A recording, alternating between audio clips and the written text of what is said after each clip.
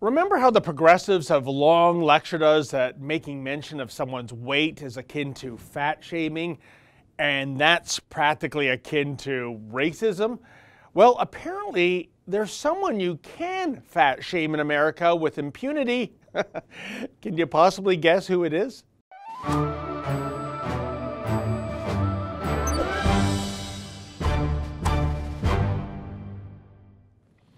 So apparently Donald Trump is borderline obese, and apparently he doesn't exercise all that much.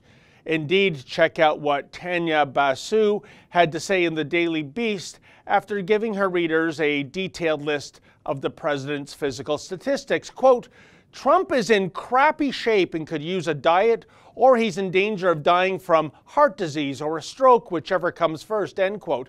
Now, is it just me, or do you detect a measure of glee in Tanya's pithy prose when it comes to the potential mortal danger Trump allegedly faces? After all, Trump now weighs, wait for it folks, 3 whole pounds more than he did at this time last year. That's right, almost 1.4 kilograms for all you metric fans out there.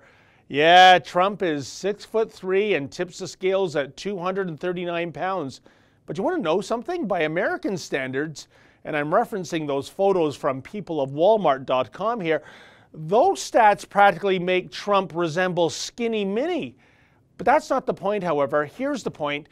Could you possibly imagine conservatives mocking Hillary Clinton for being a bit plump?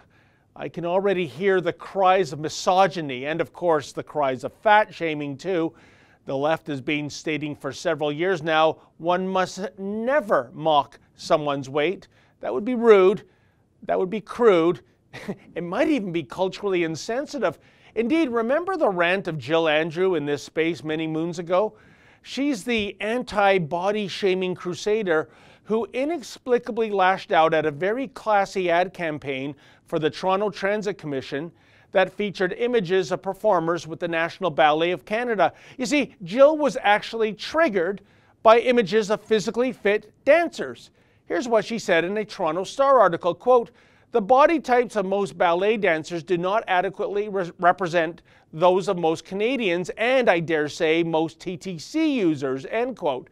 So, indirectly, the TTC and the National Ballet of Canada were fat-shaming people like Jill. And as Jill duly noted at the TED Talks a while back, she deplores society's ongoing thin epidemic. I have come to see now just how fat and black embodiment, how excesses of fatness and blackness make some people uncomfortable, especially those who were born and raised on the milk and honey, the Western comforts of Eurocentric and thin-centric body and beauty ideals.